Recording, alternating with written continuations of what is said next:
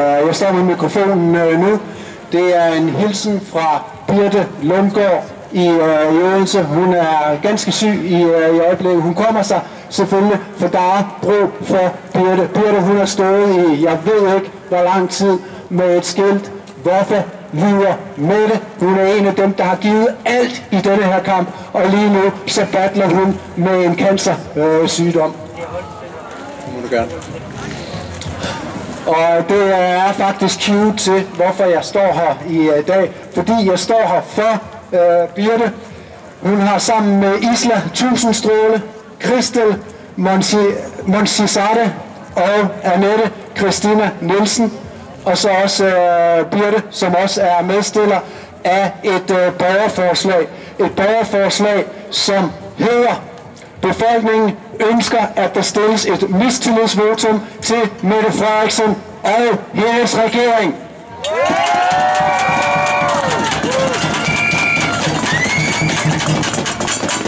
Det har på nuværende tidspunkt lige under 19.000 stemmer. Det skal op på 50.000. Helst så allerhurtigt som muligt. Og jeg kommer lige tilbage til, hvorfor det skal op på 50.000. Men jeg vil lige læse det her lovet Isla og læse forslaget op.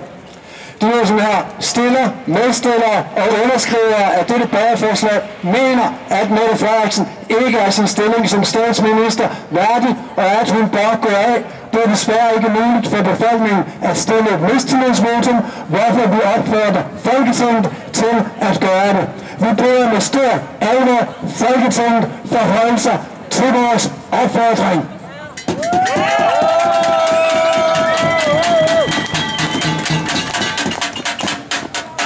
Og så er der en 5 punkter her. Punkt nummer 1. Da Mette Frederiksen lukkede landet mod den 11. marts 2020, sagde hun, at beslutningen om nedlægningen var baseret på en anbefaling af en bred vifte af sundhedsmyndigheder. Dette var direkte løgn. Der var ingen sundhedsmyndigheder, der havde anbefalet en nedlukning af det danske samfund, hvilket er bevist sort på hvidt i en 600-siders udredningsrapport, som blev bestilt af Folketinget. Punkt nummer 2. Coronahåndteringen, der til at starte med byggede på en skræmmekampagne om manglende sygehuskapacitet. Her næsten 2 år senere er sygehuskapaciteten ikke blevet udvidet. Til gengæld har vi brugt uanede milliarder på en massetest, næsten udelukkende raske mennesker, at ansætte mere sundhedspersonale, give dem højere lønninger og bedre vilkår. Alt imens gav Mette Frederiksen sig selv lønforhøjelse.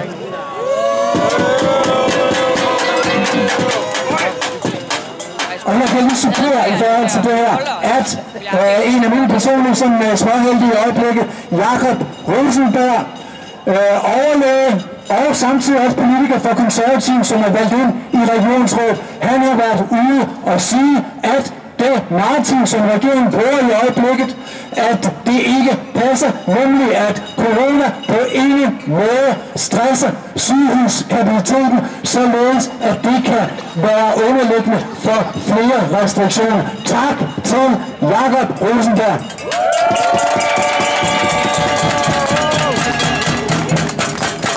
Punkt nummer 3.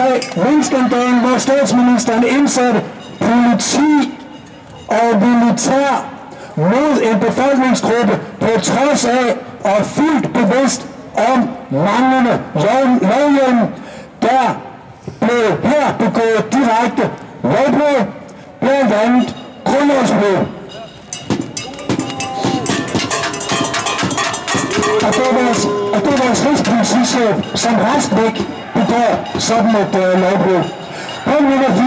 Vægtige e-mails, dokumenter og sms'er forsvinder i en tid, og det gør mobiltelefoner åbenbart også, i en tid med masseovervågning, og hvor alle data bliver gemt. Sker det noget over, er Mette på vej ud eller et eller andet?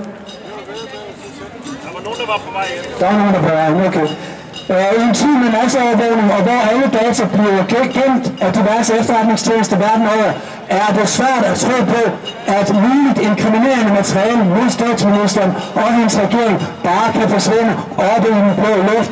at man i vores tid har kendt til, at sms'erne ikke kunne genskabes, men kun offentliggør dette valget efter valget med valget og overstået, gør bestemt ikke sagen bedre. Og der er selvfølgelig sket ting, siden det her blev beskrevet, og de ting er ikke smukkere. Det, at Mette Frederiksen ikke længere kan fortælle om hendes egentlige mobiltelefon, hvor de her sms'er er blevet beskrevet, om den er blevet indleveret, det gør bare det hele endnu mere sindssygt. Det sidste punkt her, punkt nummer 5. Offentlig udskamning af en stor befolkningsgruppe på ca. 600.000 danskere, hvis man skal følge det officielle narrativ, hvis det er rigtigt, de tal de opgør, der har valgt ikke at tage imod et frivilligt tilbud om vacciner. En statsminister skal samle befolkningen, ikke splitte dem. Derfor er det under al kritik, at man til pressemøderne ikke oplyste befolkningen om de risici og bivirkninger, der er påvist ved coronavaccinerne. Og en lille kommentar til det her. 61.000 et eller andet bivirkninger er allerede indrapporteret. Mange af dem meget, meget grove bivirkninger. Journalisterne, de såkaldte kritiske journalister, går overhovedet ikke ind i de her ting. De går overhovedet ikke ind og interviewer folk, som har pårørende, der er døde efter vaccinen, eller folk, som ligger meget syge af, efter de har fået en vaccine. Lægerne kan ikke indrapportere de her bivirkninger.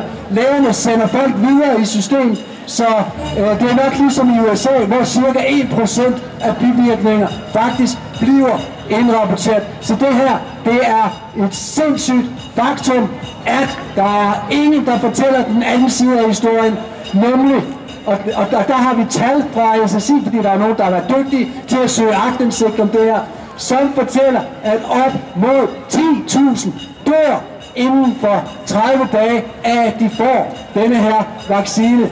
Det er officielle tal. Det er officielle tal af 10. Vi har fået dem fra Statens Serum Institut.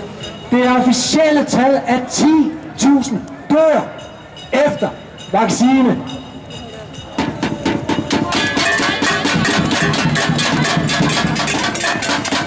Og det er jo et tal, som er mange måneder gammel, så vi kan kun gisne om, hvor grædt det går lige siden. Så kan man spørge sig selv, hvad nytter det her, at vi flytter det fra 19.000 underskrifter, som det står til nu, til 50.000 underskrifter, og det kommer ind og bliver behandlet inde i Folketinget. Hvad nytter det?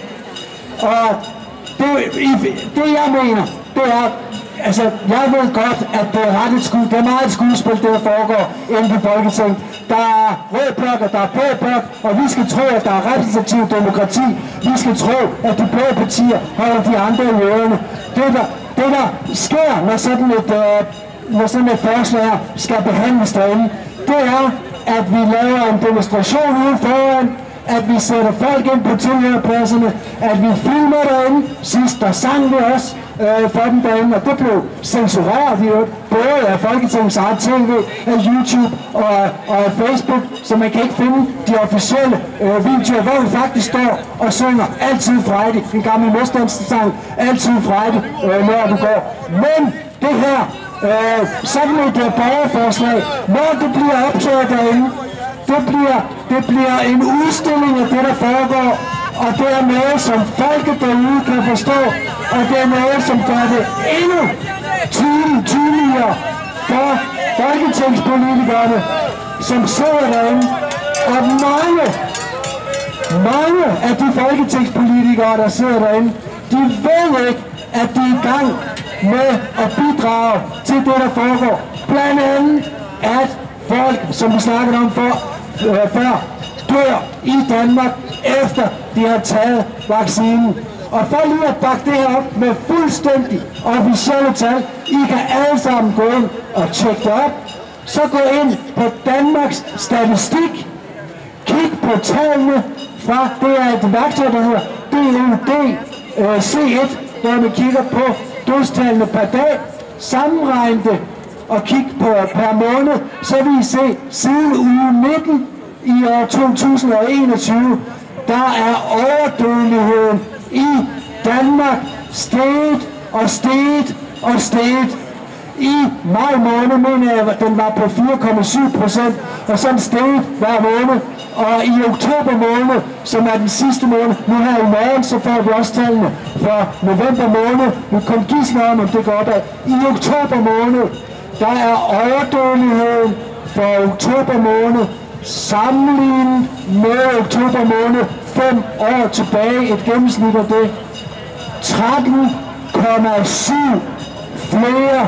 procent flere er død i oktober måned 2021 end sammenlignet med de foregående 5 år. Og til sammenligning så er befolkningstilvæksten kun på 2,3% over alle 5 år. Så der er et eller andet fuldstændig galt. Der er nogen, der ikke kigger på de her officielle tal. Og når man beder Danmarks Statistik eller andre såkaldte eksperter kigge ned i det, så tør de ikke se det her i øjnene. De kommer med bortforklaringer og sølvpapirshattesnak og alt der. Det her er fuldstændig officielle tal. Alle kan gå ind og se, hvordan kurven for overdødelighed, den bare stiger og stiger. Og det, som man kan gisne om, det er, at vi begyndte at vaccinere ved årsskiftet, og at især omkring ved 3 måneder, der begynder folk at få kraftige bivirkninger af vaccinen. Så der er desværre en sammenhæng, og det er stadigvæk en gisning, for vi kan ikke helt påvise det. Men eksperterne og journalisterne interesserer sig ikke for det her. Og det er derfor, I står her for at gøre opmærksom på, at hende derinde er en løgner, og gøre opmærksom på, at politikerne, journalisterne og mange andre slet ikke har fået øjnene op for det, der sker. Så tak til jer. Tak for at lave.